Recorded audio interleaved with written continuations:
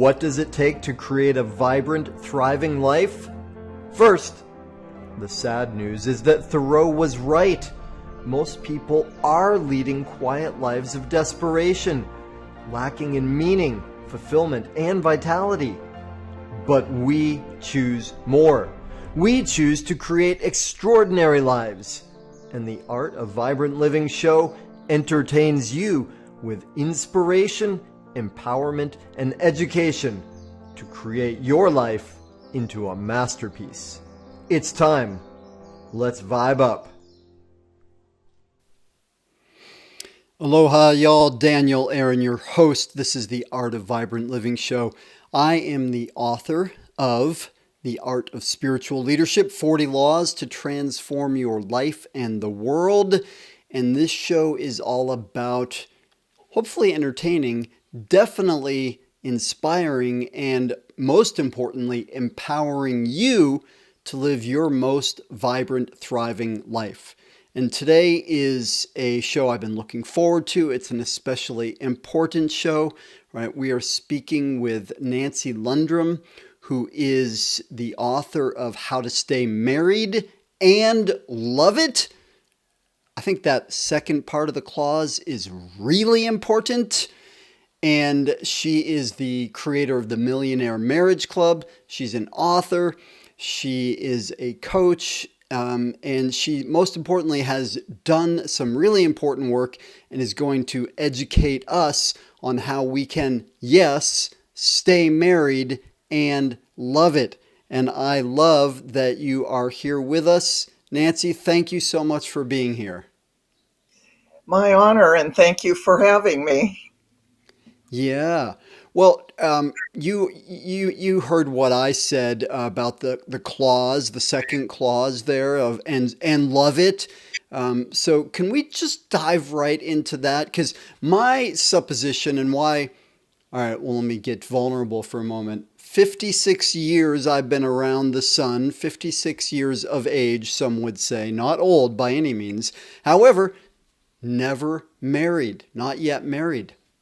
And Okay. one of the reasons for that, and maybe we'll uncover others, but is because I see so many people that are married and not loving it, right? That their lives are not ones that I aspire to.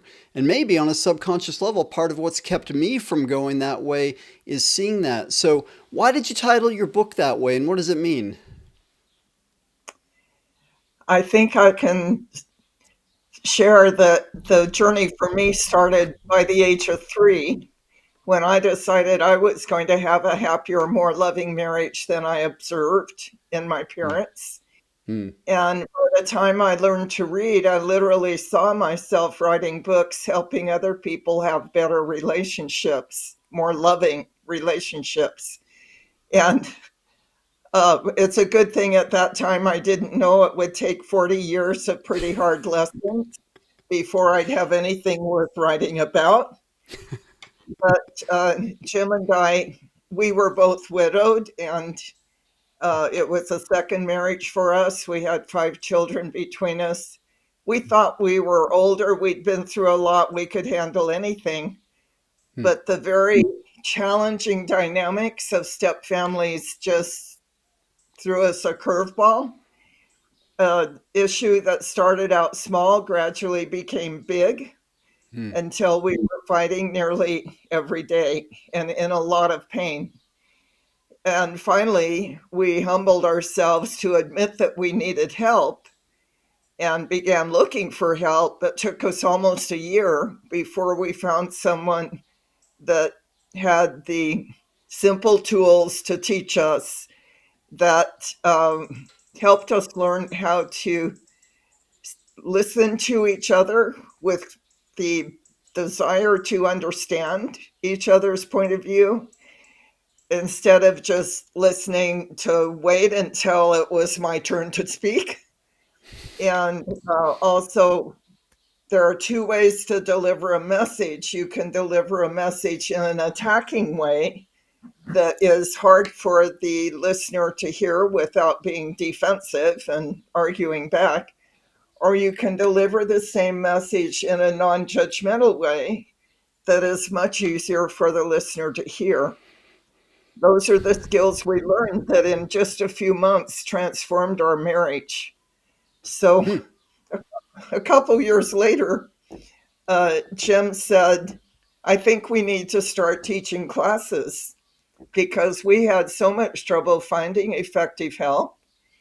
And so we began teaching classes in local churches and in our home. And that led to writing the book, How to Stay Married and Love It. Jim came up with that title. We wanted to stay married the way our parents had, but we wanted to love it a whole lot more than it looked like they did. Hmm.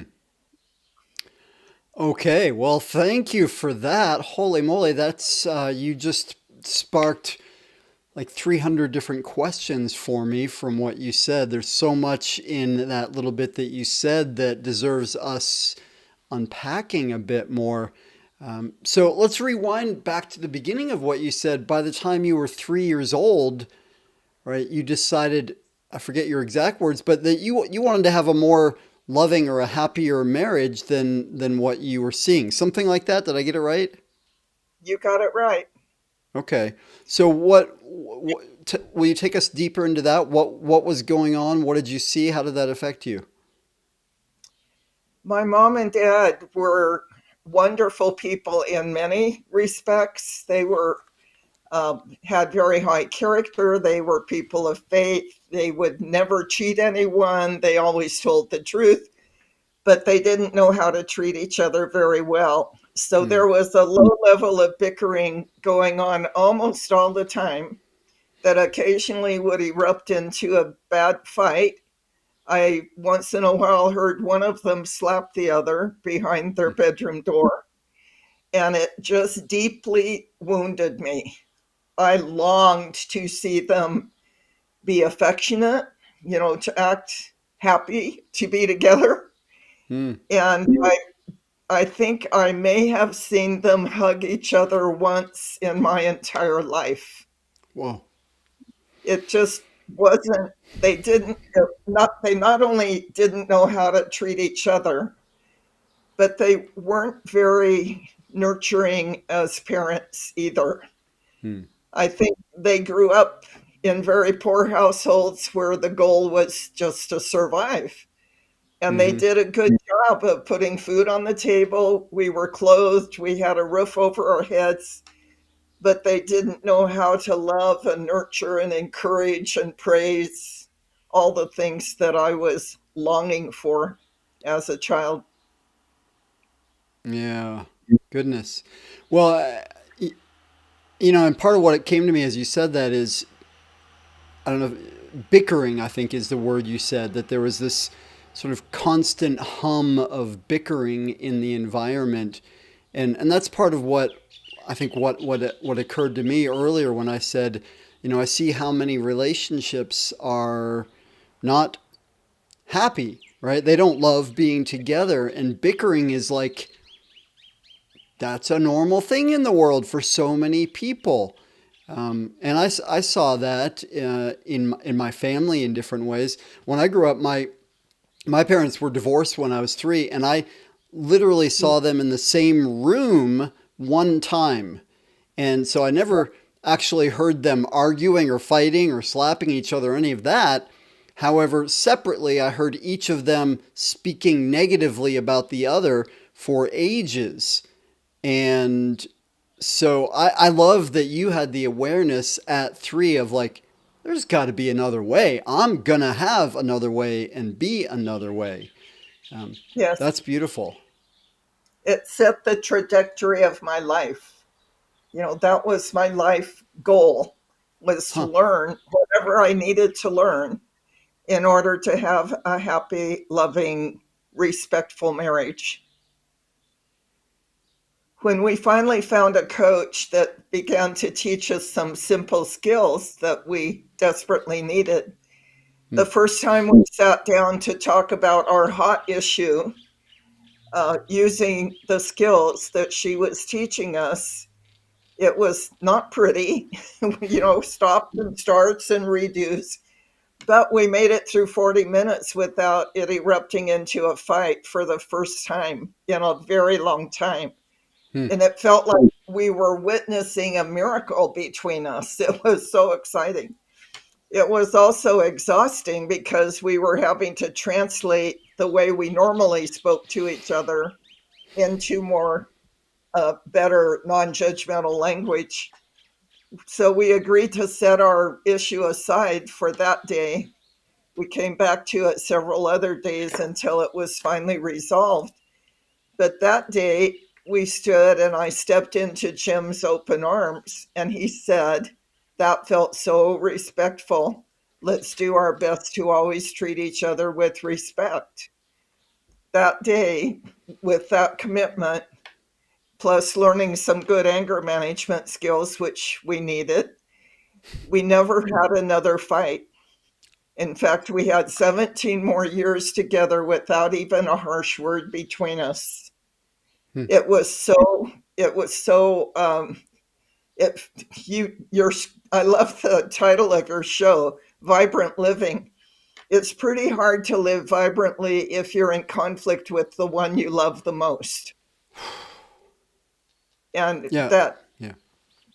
learning to speak and listen respectfully gave us back the vibrancy. It rekindled our love. It made us more sure than ever that we'd made a good choice when we chose each other. Hmm. And that was the motivation behind beginning to teach a class a few years later. Wow. Okay. Well, again, 400 questions now pop up, Okay. and I'm actually going to speak two of them because I have a feeling that they're going to come together in one response from you. Because I heard you say earlier that when you and Jim finally got some good help, got some coaching, that it was actually a few months is all it took to transform, right? And then what I heard you say just now is that from that first meeting where you were getting the support, right, you didn't have another fight, right? I heard in there, I don't know if you said this or not, but I heard that fighting was like a normal thing that happened before, right? And you had one session, no more fights, and in a few months your marriage was completely different. Is that all accurate? And if so, what gives? How did that happen?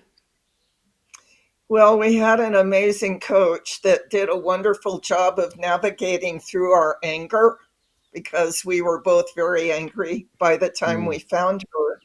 So we had several sessions where she just listened to our anger, helped us learn how to vent anger more respectfully, use that word respect again. And then she was began when we could finally hear what she was saying. She began to teach us how to deliver a message with non-judgmental language Hmm. and how to do a better job of listening to each other. Neither of us had been listening. Hmm. I was, I'd be quiet long enough for Jim to have his say, but I was only computing my rebuttal while he was speaking. I wasn't really listening to him. Hmm. Well, I'm with you. And I remember many years ago when I first discovered Harville Hendricks and reflective listening process. It was life changing to me. It changed the quality of relationships, right? And it's still a huge part of my life in all kinds of relationships. I'm curious for your perspective on this, though. Like that phenomena that you described, we weren't listening, and I would listen just long enough. Like, why does that dynamic exist? Why is it that people don't communicate? Like, how do we get there with that? Well, to be brutally honest, most of us don't really grow up.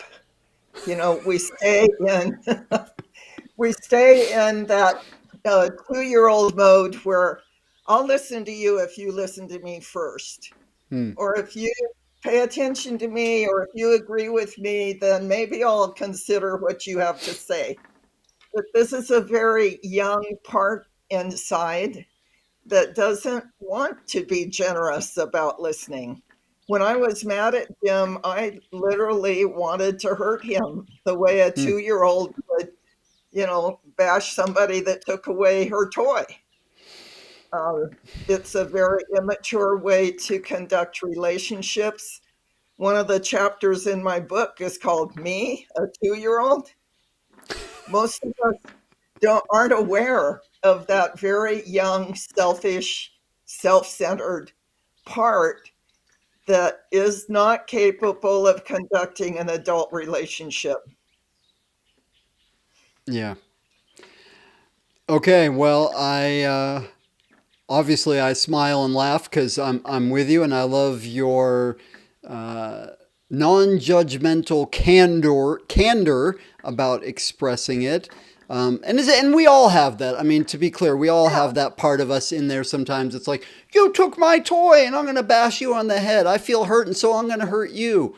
Right. And it's okay, at least my perspective, it's okay that we have that. It's okay that we have that, even that internal reaction. But part of what I'm hearing you say is you learned and now teach how to move beyond that and have the behavior and the speaking and the listening be something different than that 2 year old impulse. Am I on track here? you've got it. You know, the 2 year old in us is the part of us that loves to play, that's Hmm. very creative, that is interested in things and people and ideas. We don't want to kill the 2 year old.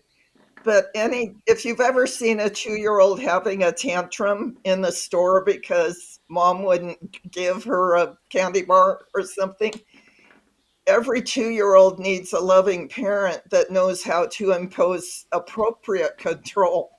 Hmm. And Hmm. that's the skill of managing the 2 year old, because 2 year olds don't make good marriages.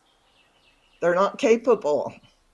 So the loving parent in me had to learn to stop the 2 year old when she just wanted to blurt out, whatever came to her mind, to Jim when I was angry with him.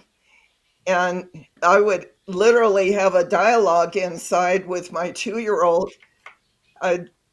My coach told me that there's a gap between a triggering event and whether you are respectful or disrespectful.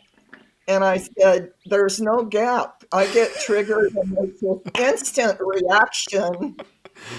And so she told me I had to slow the action down. And that meant that next time Jim said or did something that triggered me, I would clamp my mouth shut and I'd say to the 2 year old who just wanted to blurt out any hurtful thing that she thought of at the moment, I'd say, if I let you say what you're about to say, you're going to end up having to apologize. Do you want to apologize? No, my 2 year old didn't like apologizing. So I would say to her, then you be quiet and let me handle the adult me, handle what's going on right now. And that worked. Yeah.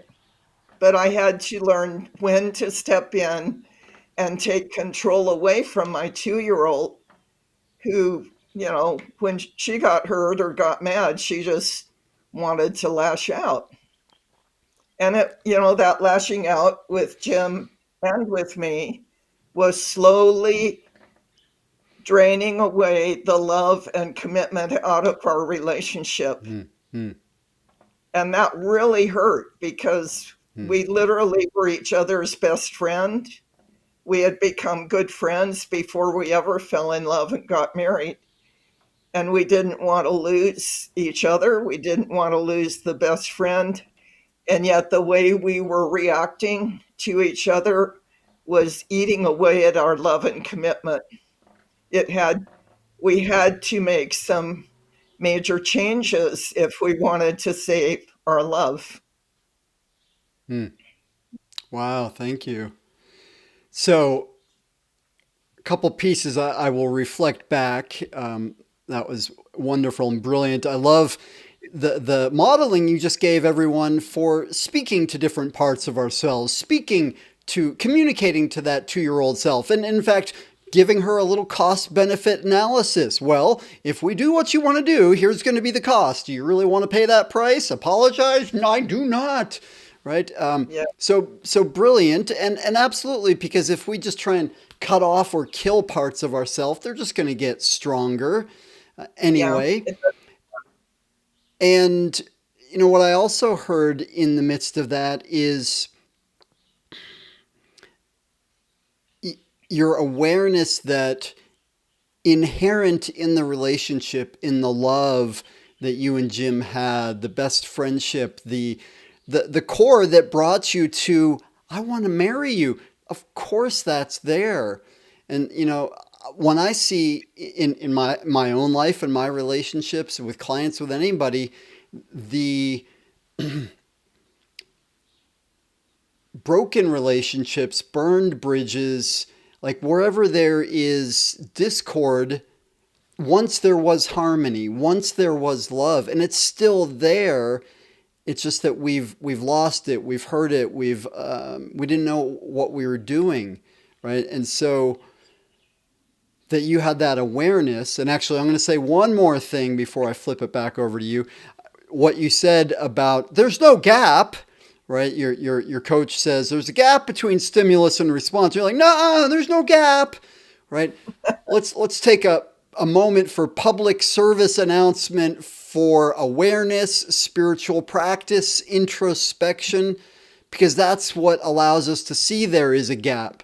Like for you, there was, of course, she was right. There was a gap. It was just infinitesimally small for you, though as you became aware of it and saw the value and importance of it, it grew, right? So I've heard you speak about your goal, your mission to reduce divorce rate. I've also understood from you the value and the importance for society and individuals of learning this different way of being than maybe we saw from our parents or than our 2-year-old selves understood. Why is it so important? Why is this such a mission for you? I want every child to grow up in a home where they see love and respect demonstrated Hmm. between their parents. Our parents are our first marriage mentors. Hmm. We learn marriage from our parents, first of all. And if the model isn't a good one, then we're pretty much doomed to recreate the methods or the attitudes that we saw demonstrated as children. As much as I wanted to have a better marriage than my parents, I found myself acting just like my mother, if not worse, because those were the only tools I had in my toolbox. I believe that we thought when we married that being in love and being committed were the only two things we needed to have a happy, lasting marriage. Well, every couple that ends up in divorce court was once in love and they thought they were committed.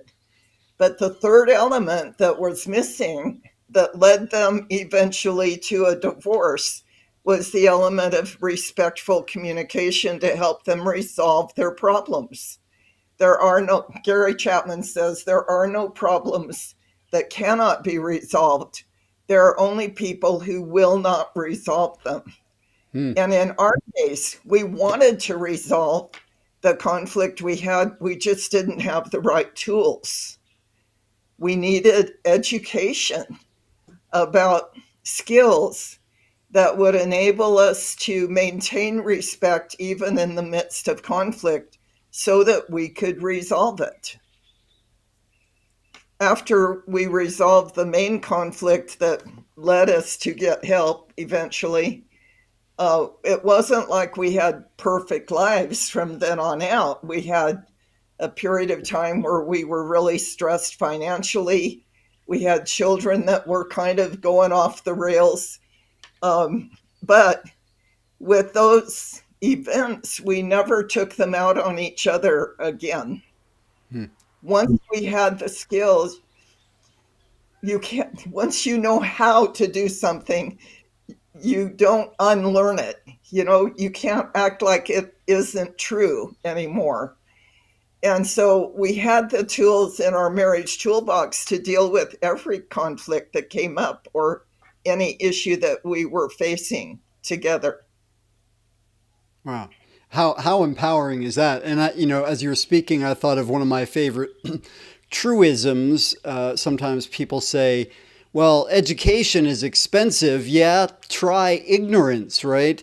And in some level, we're talking about, well, there's a cost to education. There's the humility that's required to say, I don't know how to do this, or my old way wasn't working. There's the time cost that to actually put into it, and there's a cost financially usually, right? Whether it's a tuition or a coach or whatever it is, the bigger cost that happens though if we don't get that, the bigger expense is what you started with really in our conversation was the pain, right? Yes, And who, like, if for any of us, if we're willing to be honest with ourselves, the pain that we've experienced with loving someone and yet being so triggered, so upset, so distant and hurt, that's just excruciating, right? it is. So there's no cost that's not worthwhile in order to overcome that, is the perspective I hold. Does that make sense to you? Makes perfect sense. But our coach told me one time when I was complaining about how painful it is to grow, she said, you get to choose. You can have the pain of growth or you can have the pain of staying where you are. You get to Hmm. choose. Hmm. And by choosing the pain of growth, I was choosing a direction that would eventually lead me out of pain, which it did. Hmm. And I was so glad to hear you use the word humility. We Hmm. suffered for 2 or 3 years longer than we needed to because it was so hard to humble ourselves and say, if we knew how to make this work, we would have done it already. Hmm. Obviously, we don't know how to make it work. We need help. Hmm. So, for a year, we looked for help. We went to 3 different therapists who didn't know what to do with us. We went to workshops, we read books, we listened to tapes. And I give us credit for being tenacious enough to keep looking. Hmm. I had a prayer, you might call it. I'd say to God, the world is an orderly place. There are laws that govern the universe, like gravity and centrifugal force.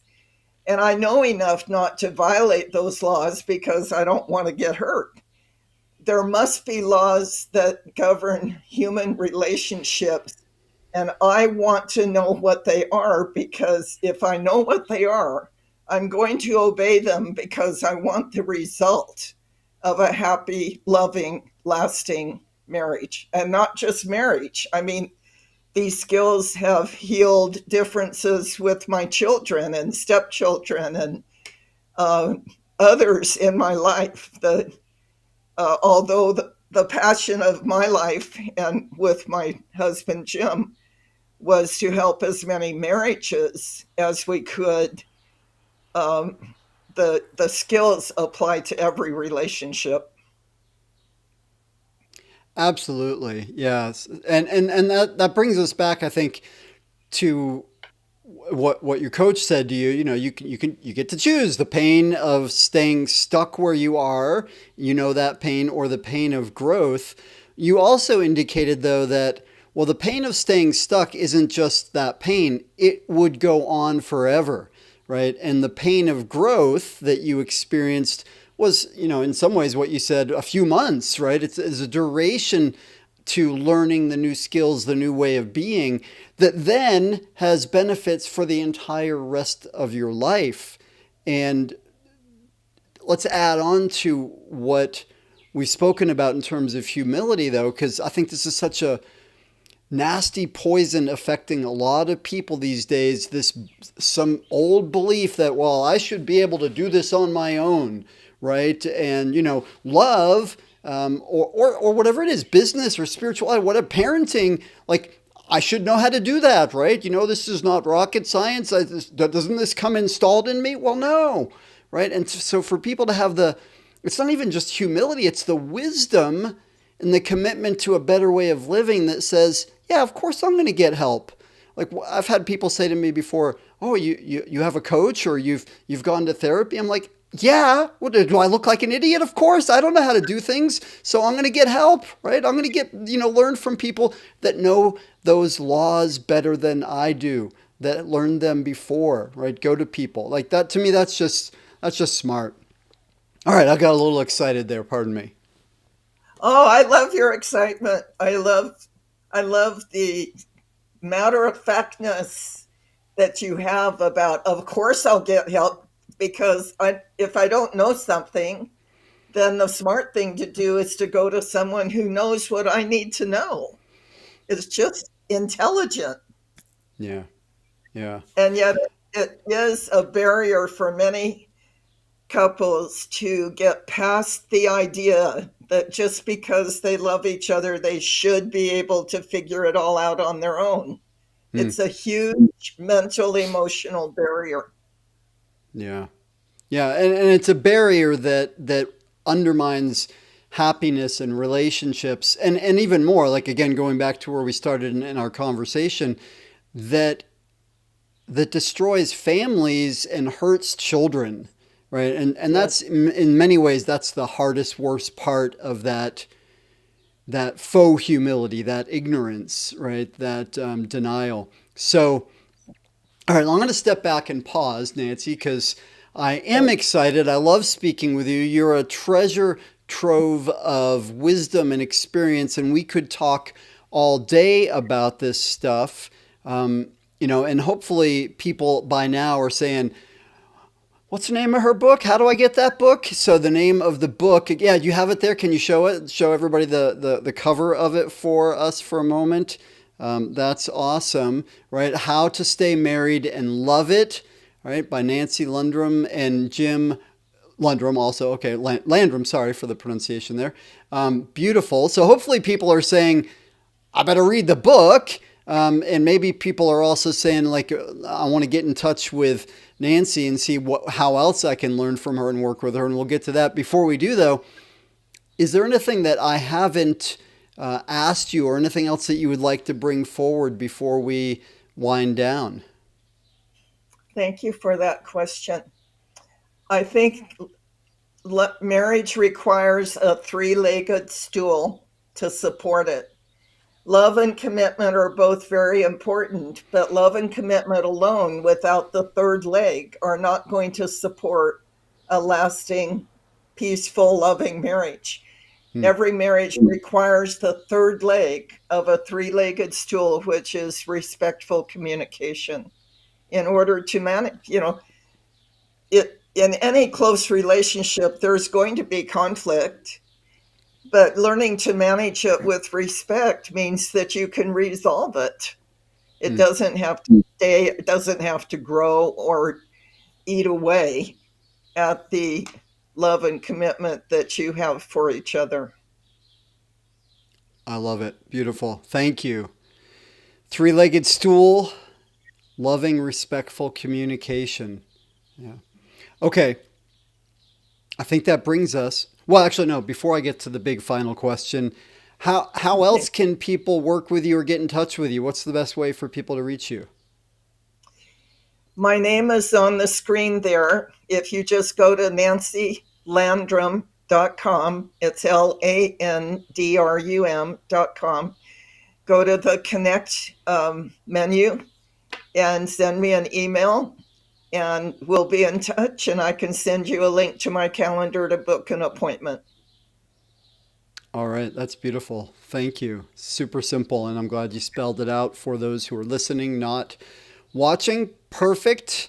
So that brings us to the big question, the final question, and I say it's so big that there's no way you can answer it because it's too big, but it's also so big and so impossible that you can't get it wrong. So there's infinite pressure and no pressure at all. And the reason I say all that, Nancy, is because you've got so much experience and knowledge, practical, earned wisdom. And I'm asking you now to distill that, bring it down. If you had one thing to share with our audience, one thing that would help them to live their most vibrant, thriving life, what's that one thing? Having a loving, happy, peaceful marriage is possible. It's not a pipe dream. It's not a fairy tale. It just takes some hard work and some good skills. I want that for every couple who's listening today. I want that for every child that's growing up in the homes that are represented by this broadcast today. Well said. Beautiful. It takes some education, it takes some work, and it is possible. It's not a pipe dream. I love it. Nancy, thank you for, your courage in doing this work yourself and your commitment to the work that you're doing and the impact that it's having for everyone else, and for having this time with us here. Thank you. Thank you, Daniel. It's been a pleasure. Awesome. You are welcome. And for y'all in our audience, thank you. Holy moly, because you are the superheroes of this journey. We are here for you to live your most vibrant, thriving, empowered life. I encourage you to don't just soak in the wisdom that Nancy brought today. Do something with it.